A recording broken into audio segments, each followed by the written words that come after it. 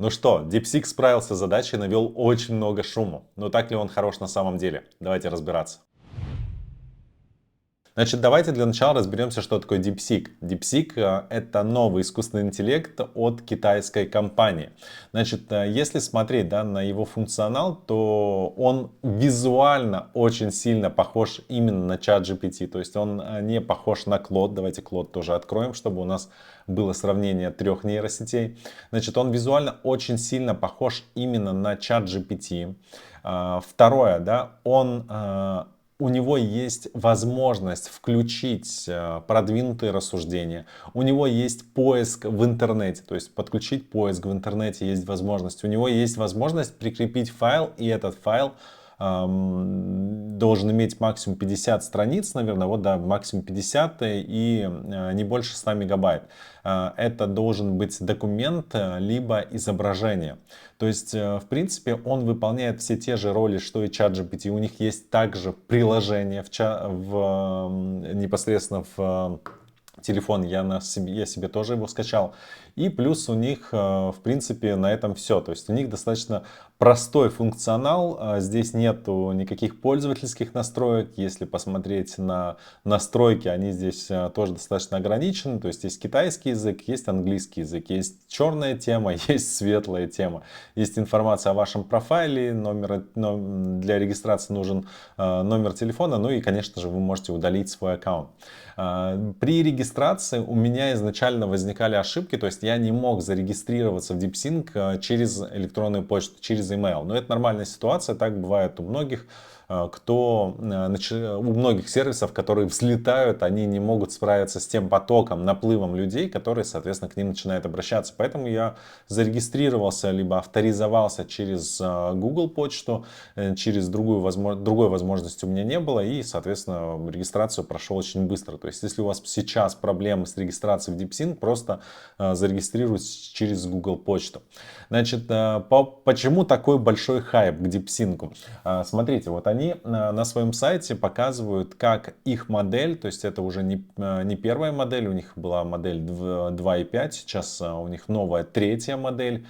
И на своем сайте они, соответственно, рассказывают, почему они намного, соответственно, круче, чем другие модели искусственного интеллекта. То есть они здесь производят сравнение с Claude 3.5, с GPT-4o и Llama и QN 2.5. То есть они здесь говорят, что по всем практически, да, параметрам, по многим параметрам они, соответственно, выигрывают конкуренцию по сравнению с другими моделями. Плюс, почему такой большой хайп произошел? Они изначально полностью бесплатны. То есть, если ChatGPT, у нас есть возможность воспользоваться бесплатным инструментом от ChatGPT, но для того, чтобы нам подключить, например, продвинутые функции, например, как функция использования продвинутых рассуждений, которая в DeepSync стоит по умолчанию, достаточно кликнуть вот на эту кнопочку, функцию поиска, которая также в ChatGPT есть, но она доступна только в платных версиях, ну и функция прикрепить какой-то файл, если не ошибаюсь, она тоже доступна только в платных версиях, то в DeepSync все эти функции изначально идут бесплатными. Но если это бесплатно, это не говорит о том, что это всегда будет бесплатно. Я знаю опыт работы с китайскими компаниями, которые используют искусственный интеллект, и очень часто они для того, чтобы выиграть конкуренцию, необходимо, соответственно, дать что-то бесплатно, бесплатный продукт.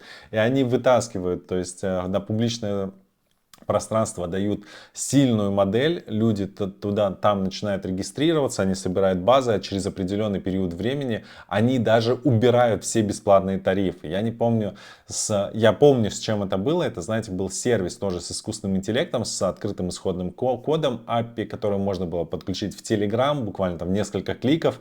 И этот сервис просуществовал там 3-4 месяца, все им пользовались, все прикручивали к своему Telegram боту, своему телеграм-продавцу, соответственно, этот сервис, а потом он сказал: ребята, извините, но мы становимся платными. Причем тарифы там были сильно завышенные от того же там ChatGPT. И если там раньше можно было использовать ChatGPT бесплатную версию, я говорил, что это какой-то бред, они не будут сами платить деньги за использование, соответственно, их моделей. То DeepSync выходит с таким же посылом, что мы бесплатные, пожалуйста, регистрируйтесь, используйте искусственный интеллект, мы работаем во благо для всех. Но посмотрим по прошествии времени, как это происходит. Значит, какие первые есть ограничения. То есть здесь нет возможности ввести там пользовательские настройки, которые есть в том же ChatGPT. Здесь есть рассуждения, здесь вообще нет тарифов, здесь все направлено на том, чтобы ты просто зарегистрировался в этом сервисе.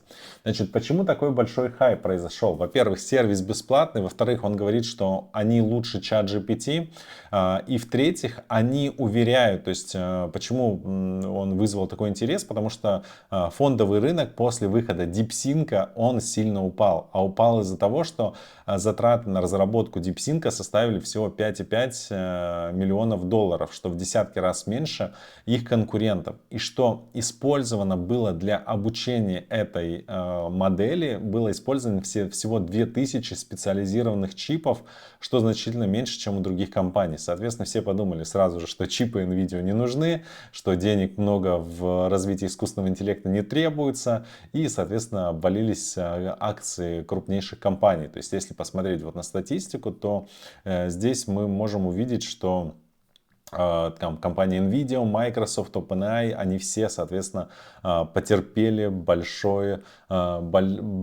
падение своих акций. Вот, акции NVIDIA упали на 18%, Microsoft 2,5%, Alphabet, это компания Google, потерял сразу больше, чем 4%, и общие потери рынка капитализации компании составили 293 миллиарда. Хорошо, ладно, это все цифры и это все разбор, почему там мы так пристально сейчас начинаем обращаться к DeepSync. Значит, смотрите, я вам для начала покажу несколько своих тестов, которые я провел с DeepSync и ChatGPT. Дальше я в режиме там реального времени также покажу тесты, которые мы проводили. Значит, для начала, что я делал? Мне нужно было записать видео для моего ТикТока. Значит, что я сделал? Видите, ChatGPT уже на следующий день выложил какие-то новые возможности, которые он дает. Давайте я потом почитаю. Значит, смотрите, мне нужно было сделать видео на тему искусственного интеллекта. То есть я собираюсь записать видео на тему новой функции операторов ChatGPT. Расскажи подробно функцию по пунктам, на что стоит обратить внимание в таком видео. Видео для TikTok длительностью больше 2 минут. Так, это здесь есть. И здесь я еще одно видео. Это уже непосредственно я загрузил ему видео американца одного в ТикТоке, увидел очень интересное видео и захотел снять на русскоязычную аудиторию похожее видео. И загрузил, соответственно, файл с субтитрами. И чтобы он понял, о чем я хочу снять видео, для того, чтобы посмотреть, лишнее выкинуть, какие-то дополнительные функции добавить и, соответственно, сделать такой разбор. И то же самое я проделал и в DeepSync. То есть я тоже выгрузил ему файл с субтитрами. Так, вот этот файл с субтитрами, выгрузил ему этот файл с субтитрами и ввел тот же самый промпт. То есть все промпты я вводил одинаковыми. Это файл с субтитрами, расскажи подробно, о чем это видео. То есть я хотел понять, насколько хорошо он понимает текст в формате TXT. То же самое я выгрузил в ChatGPT, использовал здесь модель 4O, то есть я не использовал O1, потому что O1 не поддерживает вложение файлов, поэтому я использовал именно модель 4O. Здесь я также не включал продвинутые рассуждения, я просто использовал соответственно, файл и стандартную версию DeepSync. Значит, если проводить параллель, да, между этими, то есть как они справились, что тот, давайте здесь немного увеличу, чтобы было понятно. Значит, здесь они оба поняли, о чем это видео, то есть, смотрите, ChatGPT мне ответил, что это видео, какая задача, которую ставит перед собой автор, как происходил процесс тестирования, какой результат, какой вывод автор получил, ну и заключение. То есть он разделил на смысловые части. DeepSync тоже разделил видео на смысловые части, то есть он сделал введение, но сделал больше упор на себя, ну и рассказал, что здесь, соответственно, сравнивает ChatGPT, цель тестирования, то есть автор хотел сделать инструмент более эффективным для проведения коучинговых сессий с использованием искусственного интеллекта. В частности, он хочет избежать длинных и неструктурированных чатов, которые позволяют при составлении чат GPT. Левая часть, центральная часть и правая часть для заметок. То есть там автор поделил видео на 3 части, и DeepSync, соответственно, об этом рассказал. Значит, дальше, значит, здесь то же самое. Он рассказал, что трехпанельный модульный дизайн, левая, правая, то есть они примерно одинаково здесь справлялись. Дальше, значит, он пишет, что задача, автор просит обе модели для этого проекта затем написать фронтенд на Next.js. Это, да, там программист какой-то делал, поэтому я здесь с этим не разбираюсь. Значит, здесь же нам процесс тестирования, вот длиной запроса в оба модели, включающий написание задачи, требования, создала, значит, сравнение полученных результатов. ChatGPT лучше справился с задачей, предоставив более точный результат. DeepSeek создал Canvas модель, но ее код оказался менее точным и не соответствовал требованиям, пишет нам ChatGPT. DeepSync же об этом не рассказал. Значит, процесс тестирования ChatGPT изначально лучше справился. Нет, хотя он тоже, вот смотрите, рассказал, что ChatGPT лучше справился, хорошо.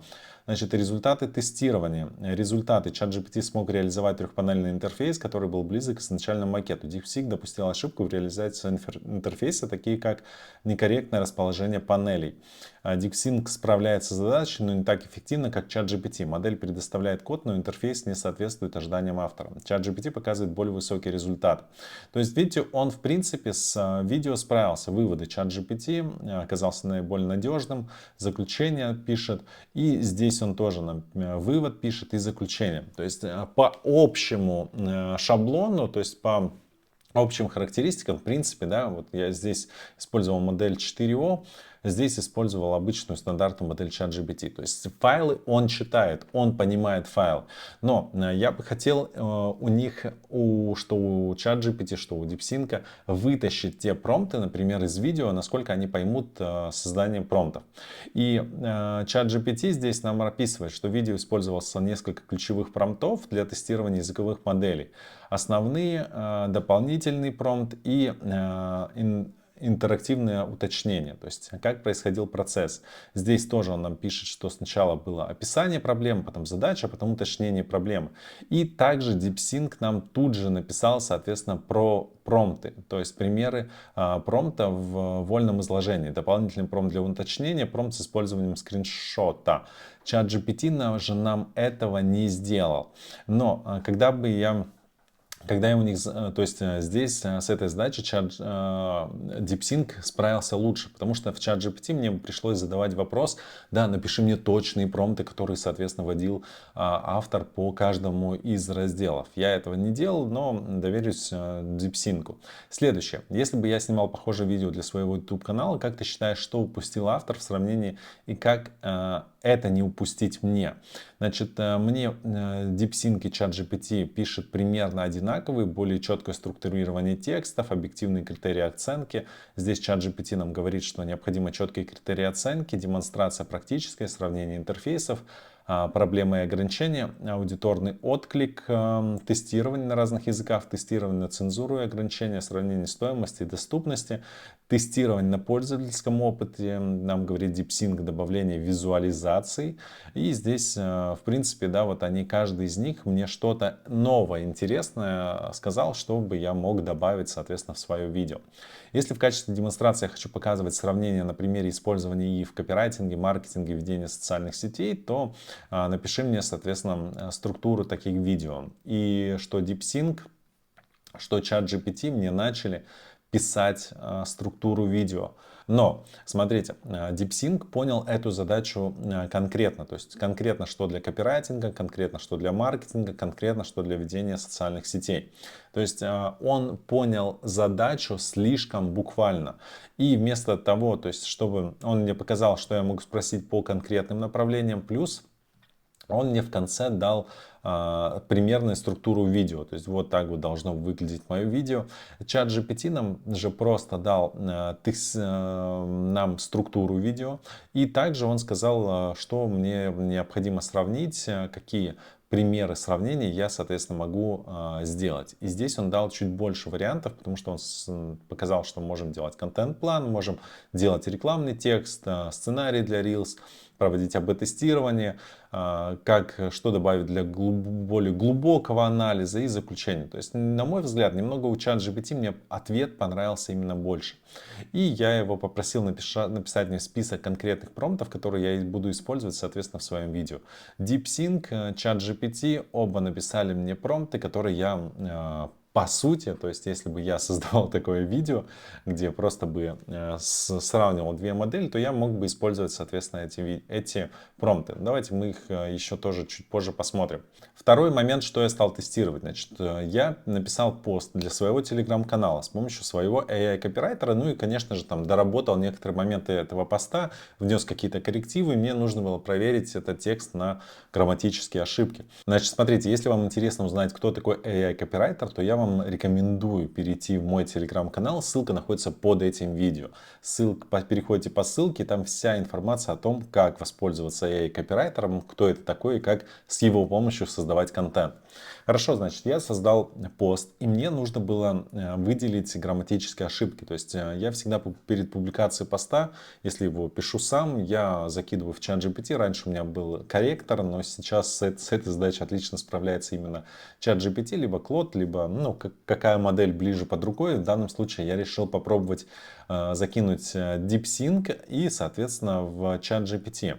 И сразу же скажу, что чат GPT справился с задачей больше. То есть он нашел больше грамматических и смысловых ошибок в моем тексте. Текст был на русском языке. DeepSync же нашел только вот орфографические ошибки и выделил какие-то пунктуационные, грамматические ошибки, но их количество было в 2 раза меньше. Плюс он нам написал уже готовый, соответственно, текст, который я могу размещать в искусственный интеллект. Я же используя функцию памяти, я постоянно говорю, что не нужно мне переписывать мой текст, просто напиши мне ошибки, которые я сам уже могу исправить. Вот. И после этого я попросил, значит, на основе этого текста, попросил создать 7 вариантов заголовок к этому посту для размещения этого поста еще в инсте в стиле копирайтера Гарри Хелберта. Гарри Хелберт это известный копирайтер, который пишет эмоционально и прямолинейно. То есть его заголовки, вот что мне нравится в его заголовках, они реально цепляют внимание людей. Поэтому я использую в основном подход Гарри Хелберта. Я читал его книги, смотрел его курсы, тренинги, поэтому мне очень нравится, как он создает заголовки. И если сравнивать ответы ChatGPT и DeepSync, то в принципе они справились примерно оба. Но с количеством ошибок DeepSync здесь опять же прогадал. То есть он выдал нам меньшее количество ошибок, но в принципе стиль Гарри Хелберта он смог передать. То есть у него есть в базе знаний, он понимает, кто такой Гарри Хелберт, и может без проблем создать тот текст, тот заголовок, который тебе необходим. Ну и чтобы продемонстрировать сравнение этих двух моделей, давайте в режиме рассуждений, то есть мы выберем версии O1 и здесь выберем, соответственно, DeepSync, новый чат, включим в него вот эту вот функцию рассуждения и зададим следующий промпт. То есть промпт я возьму со своего телеграм-канала, ссылка на телеграм-канал находится под этим видео. Промпт, который я использую для создания контент-плана. То есть я сейчас этот промпт скопирую и, соответственно, отправлю его в DeepSync и отправлю его в чат GPT. Единственное, мне нужно здесь описать свою целевую аудиторию. Значит, я написал базово свою целевую аудиторию, там сильно не вдавался в подробности. И, соответственно, мы этот промпт отправляем в DeepSync и отправляем, соответственно, в чат GPT версию O1. Сейчас сравним, да, какие ответы нам даст, что та нейросеть, социальная сеть, потому что в социальной сети у меня в промпте есть. И здесь мы можем посмотреть, да, как происходит процесс создания того самого контент-плана, как думает DeepSync, то есть чат GPT, видите, он тоже нам показал, что он думает, но думает он намного быстрее, чем DeepSync, и он уже начал создавать таблицу. Вот DeepSync тоже подключается в гонку и начинает тоже создавать таблицу. Значит, и сравним, соответственно, мы уже обе таблицы. Значит, рекомендации по использованию. То есть мы можем посмотреть, как он думал на английском языке. DeepSync же думает на русском языке. И мы можем прочитать о том, как он размышлял, то есть к чему приходили эти размышления. Сейчас он нам немножко структурирует эту таблицу. ChatGPT же уже справился с идеей, то есть тема, краткое описание, тип, формат контента и цель и результат. Здесь же DeepSync нам просто написал тип идеи, заголовок, описание и цель. Ну, в принципе, немного похоже, да? Хорошо, какие идеи он нам предложил? Быстрое решение проблемы. Как удвоить вовлеченность stories за 24 часа? Покажу 3 неочевидные фишки для stories. Опросы, тейзеры, микросторителлинг, который моментально повышает охват. Решение проблемы низкой вовлеченности контента. Здесь, значит, быстрый аудит Instagram профиля, показать экспресс-методику анализа профиля за 5 минут, демонстрирующая, как найти узкие места, оформление шапки, визуал, цвета по улучшению, короткое видео, помочь аудитории быстро улучшить внешний вид, структурировать, упростить планирование контента и снизить стресс, устранить проблемы в настройке рекламы для повышения конверсии, дать инструмент для мгновенного улучшения текстового контента, избавить аудиторию от творческого кризиса, упростить создание, научить новичков. То есть, в принципе, да, по каждому из них мы сейчас можем попросить их создать непосредственно уже сам готовый контент по каждому из них. Значит, цель была: 2 идеи видео должны предлагать быстрое решение проблемы, 2 идеи видео должны содержать конкретный совет, 2 идеи видео должны давать пошаговое руководство, как достичь желаемого результата, и 1 идея видео должна быть промо-постом, который продает мой продукт.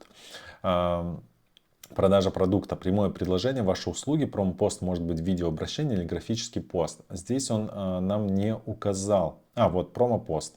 Как я увеличил продажи клиентов 3 раза за 2 недели. Мой секрет – ваш кейс. Такой достаточно интересный, да, подход, прямое предложение, ваши услуги, промо-пост. Но здесь немножко пооригинальный, да, ChatGPT придумал. Но в принципе и комментарий он также написал. И если ChatGPT нам дал рекомендации, то комментарий он также написал. Но хочу сказать, что эта версия ChatGPT платная. Это О-версия.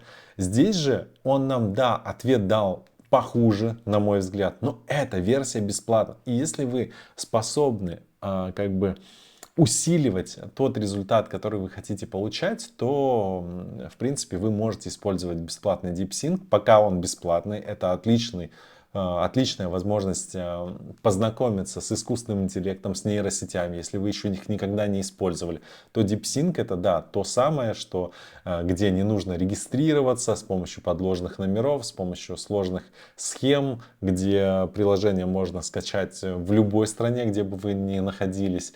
И отличный инструмент для знакомства и начала работы с искусственным интеллектом. ChatGPT, на мой взгляд, это более сложная настройка. То есть в ChatGPT, когда мы платим за подписку $20, мы получаем, например, задачи, функцию задачи. Это функция, которая нам в автономном режиме выполняет рутинные задачи, которые нам необходимы. Если не смотрели такое видео, у меня есть на канале, обязательно посмотрите. Это функция создания GPT-агентов, которые будут заточены под определенные задачи. Это функция генерации изображений Sora. Это функция оператор, которая пока недоступна всем, но доступна на платном версии. Это тоже офлайн агент, который выполняет определенные задачи. Это функция настройки пользовательских инструкций, пользовательской настройки. Это функция, что там еще есть у ChatGPT, memory, памяти, которая запоминает, что мы делали в ChatGPT для того, чтобы в следующий раз дать ответ релевантный нам. DeepLink пока сырой. Бесплатный, но сырой. И если они реально возьмутся и будут развивать эту нейросеть, этот искусственный интеллект, то я думаю, что они в любом случае составят конкуренцию тому же Клоду, либо тому же ChatGPT. Для нас, как для пользователей, это только плюс. Я вообще за то, чтобы как можно большее количество нейросетей, искусственного интеллекта появлялось для того, чтобы мы могли выбирать, и они между собой могли конкурировать для того, чтобы мы, как пользователи, получали лучшие возможности. Но я все так также буду продолжать платить $20 за ChatGPT, я все так же буду платить $20 за Claude, я все так же буду платить $20 за Perplexity. То, что DeepSync будет бесплатным, я его просто буду пока тестить, смотреть, где-то, может быть, он будет подтягиваться к этим продуктам. Сейчас я от своих платных подписок не отказываюсь, я буду их использовать. Я надеюсь, что это видео было вам полезно. Обязательно поставьте «Мне нравится» под этим видео. Используйте нейросети, они реально ускоряют нас. Они не пришли на то, чтобы нас заменить, они пришли на то, чтобы нас сильнее ускорить, улучшить нашу производительность. С вами был Игорь Зуевич. Поставьте «Мне нравится» под этим видео, напишите в комментариях свое мнение. Пока!